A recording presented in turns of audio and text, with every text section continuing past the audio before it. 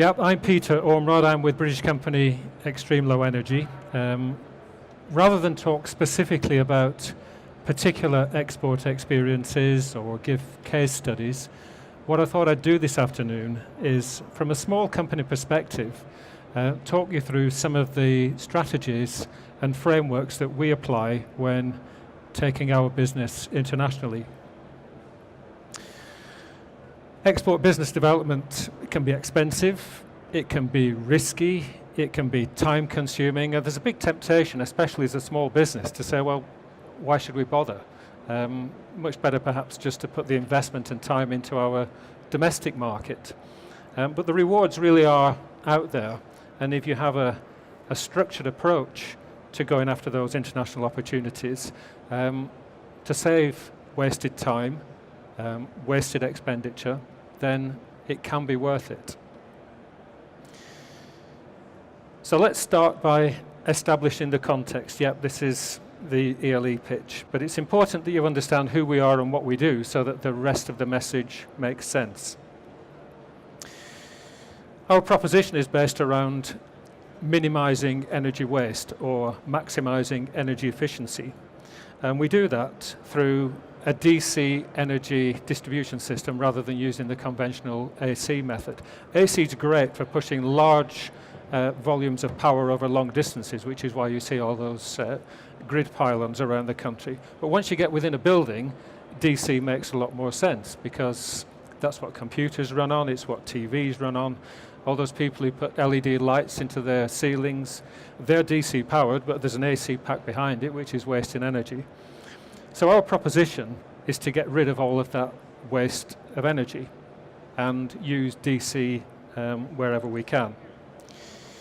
So it's a perfect solution, for example, for schools or offices where there are large numbers of PCs. And we give them the power over the conventional network infrastructure. So there are no mains cables in our solution. So you don't have all of that messy kind of tangle of cables underneath your desk. You just have one Cat5 cable that feeds the computer. And it's much simpler, it's safer, it's easier to reconfigure, and there are lots and lots of advantages. It really is a game changer. It's also pretty good for smart building infrastructure as a neat way to get power and control to banks of lighting. So that's the essentials of the proposition. What about our kind of business context?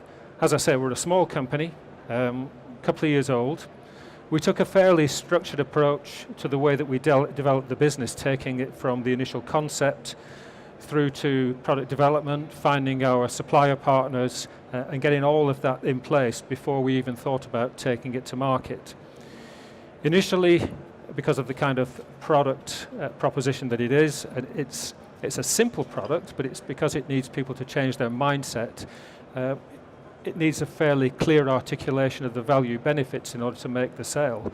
Initially, we took a direct sales approach, but increasingly in the UK, we switched over to a reseller model, which meant getting out there and building a network of resellers. So, of course, that's the model that makes sense internationally. And it's a lot harder and a lot more costly to build an international reseller model. In the UK, you can make a few phone calls, jump in the car, do 2 or 3 visits per day. It's a relatively homogeneous market. That's not the case internationally. Needs a lot more thought. And that really is the focus of this presentation. This slide really summarizes pretty much everything that's to come and talks through some of the stages in building that overseas presence. Stage 1, a vision assessment and analysis stage, both internally and externally, is the one that is probably the most important. It's the bedrock on which everything else is built. But paradoxically, within a lot of companies, it's the one that's just easiest to skip.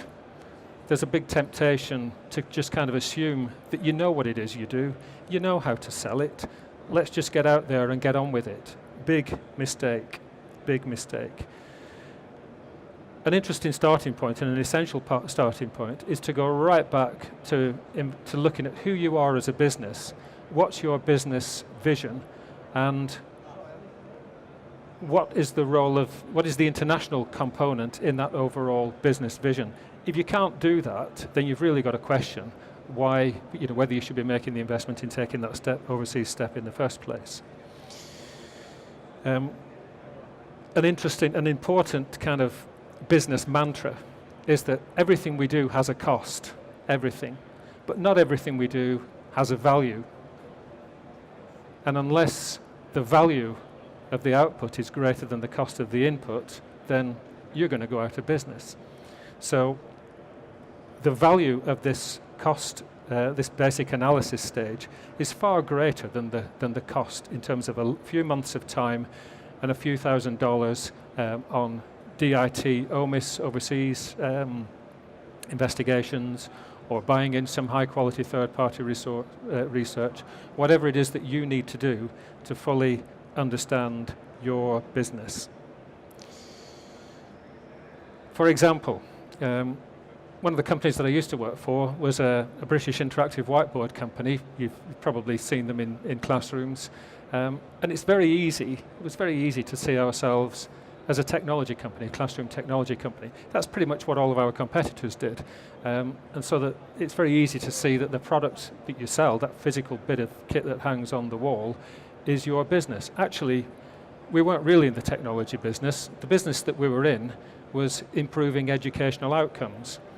And as soon as you kind of make that connection with what you really do as a business, rather than being sucked into the day-to-day stuff of revenues and sales targets, that's a really important kind of mindset to understand, because it affects the whole business culture and it affects the kind of channel partner network that you want to seek. There's no point if you believe that you have some kind of a transformational offering, simplifying a partner whose approach to business is a more transactional one. And unless you've got that kind of deep understanding at a basic fundamental level of your own business, don't go overseas until you have that. The other points we'll come to, they're pretty self-evident. So if we take that, what is it that we do question, and apply it to ELE, from the second slide, you'll have remembered that we're an energy infrastructure company offering energy efficiency. And if we think about that in the context of overseas markets, you can see that effectively there's an opportunity spectrum. At one end, yes, it's about energy efficiency in the developed world, where organizations are seeking to reduce their energy bill footprint, reduce their CO2 emissions. At the other end of the spectrum, in the developing world, it really is about energy security and energy access.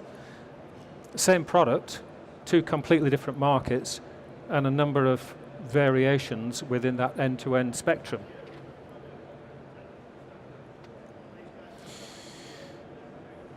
So this is a very, very basic level analysis of what we do.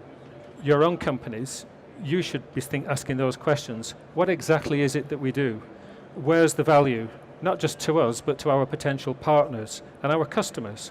How do these translate for international markets? Is our sales attraction model one that's based on cost, or is it based on value, or is it based on something else? Unless you understand these fundamental questions, you don't have the basis for those conversations overseas. How much of a recalibration of our proposition do we need to make in order to access those international markets? What will that cost? How long will it take? What about the cultural and language barriers?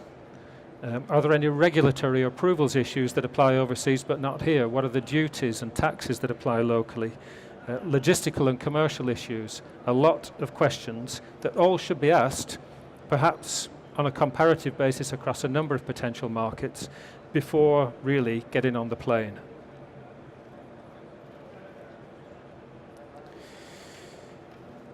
So just looking at that again from ELE's perspective, in terms of energy efficiency, one very simple analysis that we can do is, where does electricity cost the most? In other words, where is our 80% energy saving going to have the most value benefit for end customers? Where is it going to be a really compelling sale?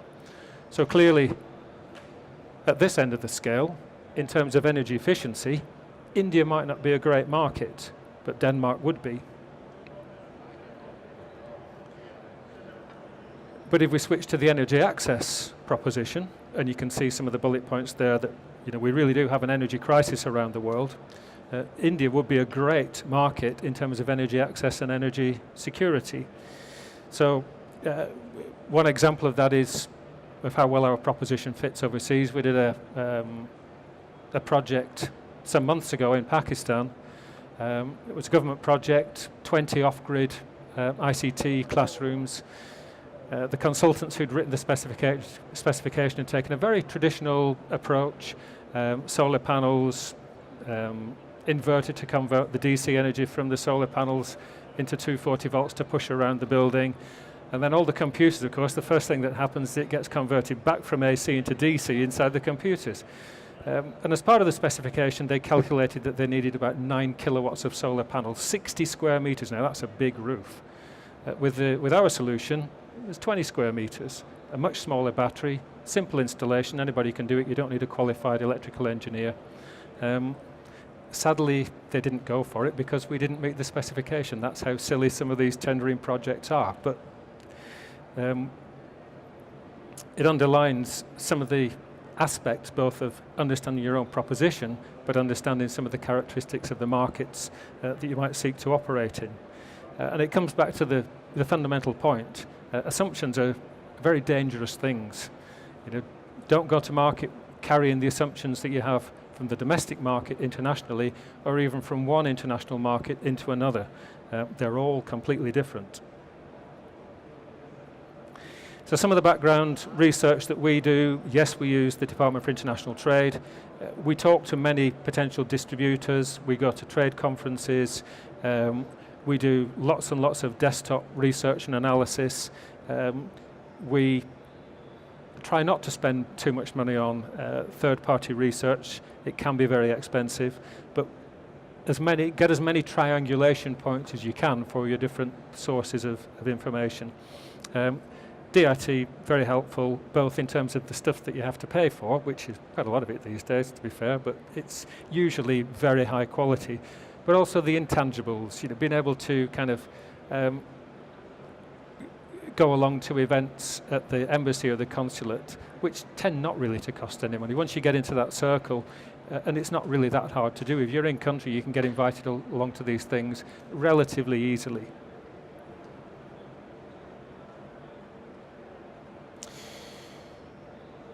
One of the most important aspects of overseas business, unless you're going to go direct or unless you have an agency model, if, like most of the companies in this hall, I suspect, you're going to go internationally and you need a channel partner. Channel partner profiling and selection is hard, but it's the most important thing you can do. I tend to approach this in a fairly kind of structured way. I tend to break down, having done the kind of a market analysis and understand how the market works. Again, back to the education analogy. Selling into education, you follow the money. In some countries like the UK, they have delegated budgets. Each school has its own pot of money to spend. In many countries, the money is either held regionally or federally. Completely different proposition. For the delegated budgets model, you need a reseller who's got a large footprint of sales guys who can go around knocking on doors. Completely useless if all the money's tied up in federal or regional budgets. What you need there is a well-connected agent, in effect, who may have some on-the-ground capability for installations and support, but basically you need an influencer. You need someone who understands how the formal and informal procurement processes work and can navigate you around that. So for each market, what I tend to do is break it down into the different sort of characteristics or vectors, and under each of this may not apply to you, it's just arbitrary kind of titles, and under each of those there may be 5, 10 or 20 other kind of minor topics in terms of their web capability, for example.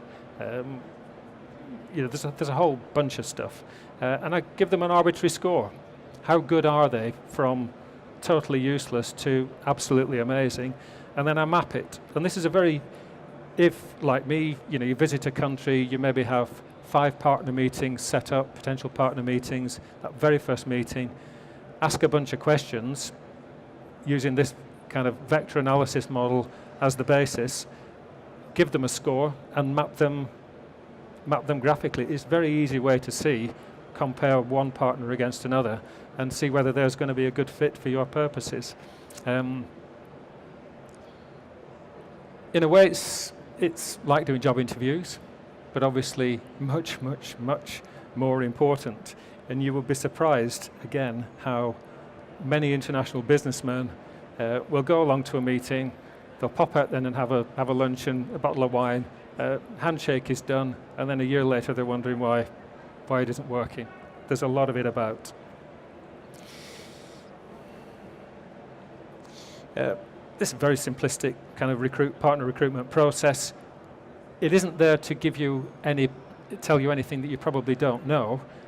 The main reason that this slide is there is basically to say you should have a process. Whatever yours is, it may not be this one, you should have a process, you should have a timeline, and you should have that before you get on the plane, before you start making calls. Because through this kind of timeline analysis, what's going to happen at each stage, you can figure out ahead of time what collateral you need, what presentation materials you're going to need, what legal documentation you're going to need in terms of MOU templates, partner, reseller agreement templates. If you don't have to have this one, but prepare one, and then you're ahead of the game. You've got it all there ready to go.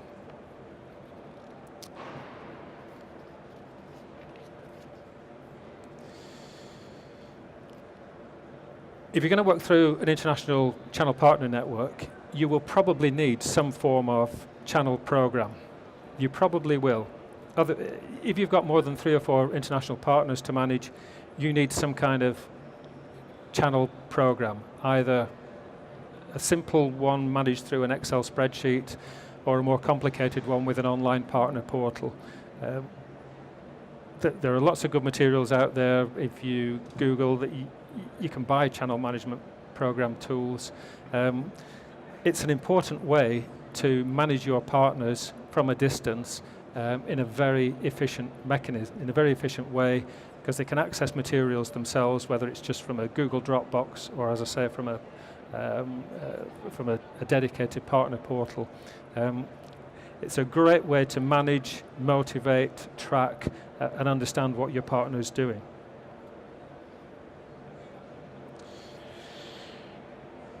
Perhaps the most important, everything that I've said I think is, it's all key to what I've done, but the hardest part is the intangibles. The intangibles, the stuff that's hard to measure, the stuff that's hard to put onto that nice little Excel spider diagram. Things like the cultural fit.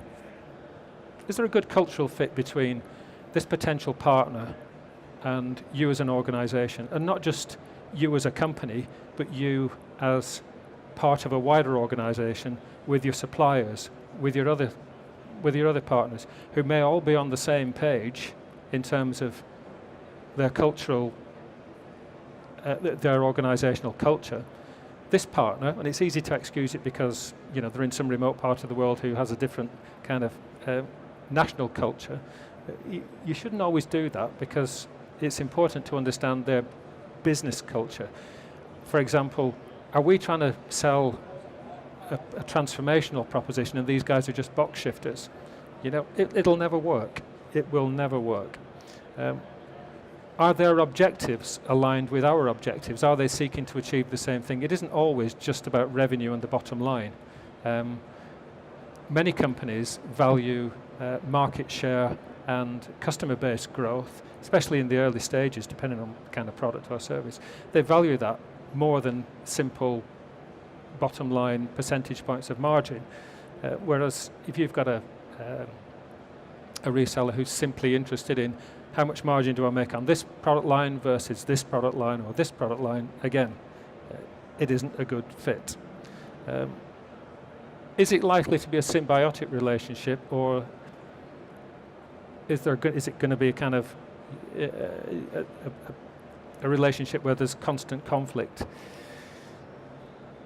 Is there going to be a fair share of revenues and investment? Investment not just in terms of financial investment. Are they putting the right number of people on it for the for the numbers that we've declared and agreed to in the business plan? How will we as a principal and they as a partner manage that kind of polygamous aspect of what many reseller partners do, which is representing many principals?